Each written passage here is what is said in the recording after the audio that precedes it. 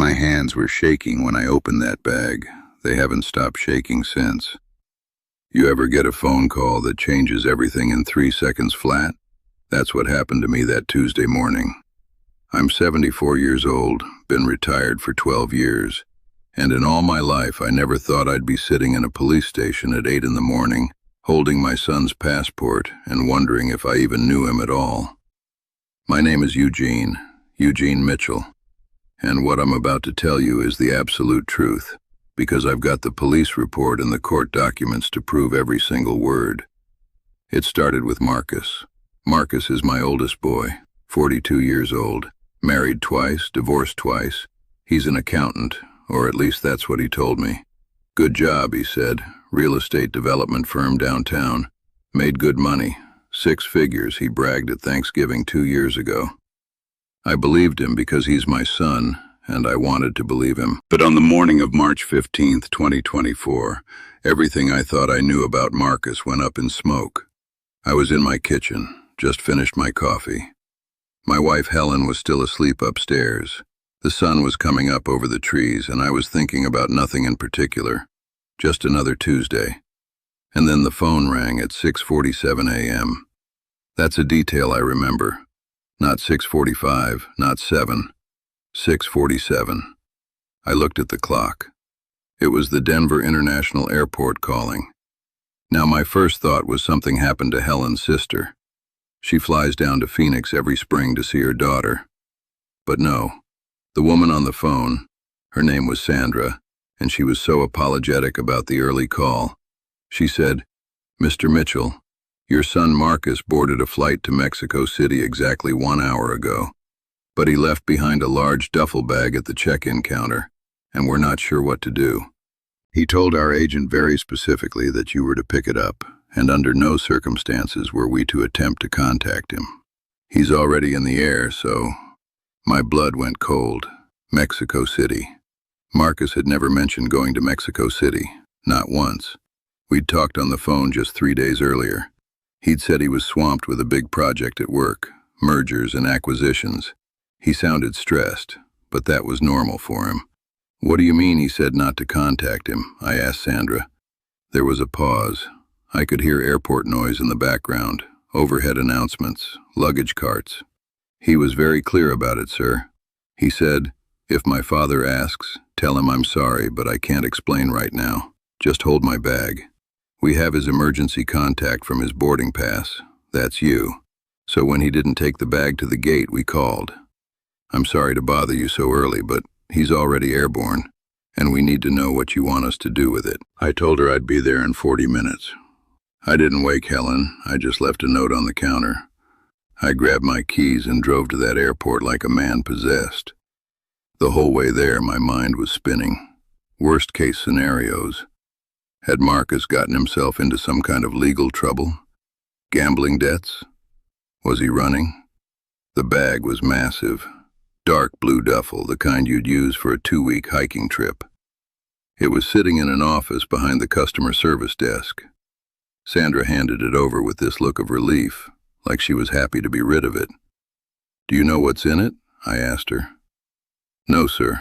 We don't open bags unless we have to." I took that bag to my car and just sat there in the parking lot. My hands were already shaking. I unzipped it. The first thing I saw was money. Cash, just stacks of it. Hundreds, 50s, 20s, all rubber-banded and organized. I pulled out maybe $5,000 in my hands, and my heart started pounding so hard I thought I might have a heart attack right there behind Avis rental cars. Under the money was a tablet, a new iPad, still in the box.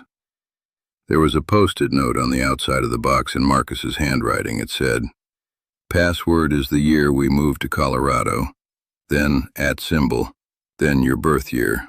Dad, I'm sorry. Forgive me. Our family moved to Colorado in 1987. My birthday is 1949. The password was 1987 @1949. I opened that iPad with my fingers still trembling, and what I found made me reach for my phone and dial 911 before I'd even finished reading. The iPad had a folder called Evidence. Not even hidden, just sitting right there on the home screen. Inside that folder were hundreds of images, bank statements, wire transfer confirmations, emails, screenshots, and they all told a story so dark, so calculated, that I couldn't believe my son had orchestrated it. Marcus had been stealing from his clients for 7 years. Not small amounts, we're talking $6,300,000 over that period. 7 years. He'd been working at Westbrook Realty Development since 2017, and he'd carved out a sophisticated embezzlement scheme. He'd created fake invoices, duplicate payroll entries, forged purchase orders. He'd moved money through 3 different shell companies that he'd set up in his girlfriend's name. The woman's name was Tanya. I'd never heard of her. The police got involved about 20 minutes after I called. I sat in my car in that parking lot and read through pages of documented theft while 2 officers asked me questions, and a third one photographed everything. "Your son's been planning this," the older officer, Detective Rizzo, said. "This isn't panic. This is calculated. The ticket to Mexico City was purchased 2 weeks ago. These documents show he's been liquidating assets, moving things around. He knew this was going to come down." They arrested Tanya that same day. She didn't even know what Marcus had done. She found out the same time the rest of Denver did, when the story hit the news that evening. Developer's son faces federal charges in 7-year embezzlement case. Westbrook Realty Development had no idea. The owner, a man named Richard Westbrook, showed up at the police station that afternoon. He was destroyed. He'd trusted Marcus, had him managing accounts totaling $40 million, and Marcus had taken and hidden $6 million of it. But here's the thing that haunted me. That thing about the bag. Marcus had left that bag on purpose. He'd left all that evidence on purpose. The money, the iPad, everything. Because he was trying to help himself by helping others. If he'd just run with the money, if he'd kept it all hidden, nobody would have ever found the proof. It might have taken months to figure out what he'd done. But Marcus left that bag. The prosecutors told me later that it changed the entire case. That iPad was admissible because Marcus had voluntarily given it to me. It contained original documents, timestamps, the whole trail. It would have taken 2 years and millions in forensic accounting to reconstruct what that iPad proved in a single afternoon. I asked the prosecutor why he'd do that. Why leave the evidence? She said, maybe he wanted to be caught. Marcus was extradited from Mexico City 6 months later.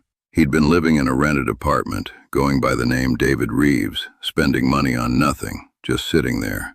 He hadn't made a single transaction. He was just waiting. He pled guilty to federal charges, 13 counts of wire fraud, 3 counts of money laundering, conspiracy. The judge sentenced him to 15 years in federal prison. I visited him twice, once right after sentencing and once a year ago on his birthday. The second time I asked him about the bag. I said, "Marcus, why did you leave it? Why'd you tell them to call me?" He just looked at me for a long time. His orange prison jumpsuit, his hands folded on the table between us. He'd aged 10 years. His hair had gone gray. He said, "Because I knew I couldn't live with it, and I knew you were the only person in the world who'd turn me in." I didn't cry that day, but my wife cried. Helen had cried almost every day since we found out. Westbrook Realty Development got every penny back. They'd had good insurance. The shell companies were dissolved. Tanya ended up cooperating with prosecutors and got probation and community service. She'd been duped as much as anyone. As for me, I've learned that the people you think you know best can surprise you in ways you never expected. I've learned that sometimes a man does the right thing, even when it destroys his own life. And I've learned that a father can love his son and still turn him in without hesitation. Because that's what love sometimes demands. Marcus is in federal prison in Leavenworth, Kansas. He's got 9 years left on his sentence. I write him letters. He writes back. We don't talk about that March morning or that blue duffel bag. We talk about the things fathers and sons talk about. His work in the prison library, the books he's reading, the life he had and the life he'll have when he gets out. And I'm at peace with what I did. Because that bag on the seat of my car in the Denver airport parking lot, it was his way of saying goodbye to the man he'd been, and maybe his first step toward becoming someone different. I'm Eugene Mitchell, and that's the truth of what happened.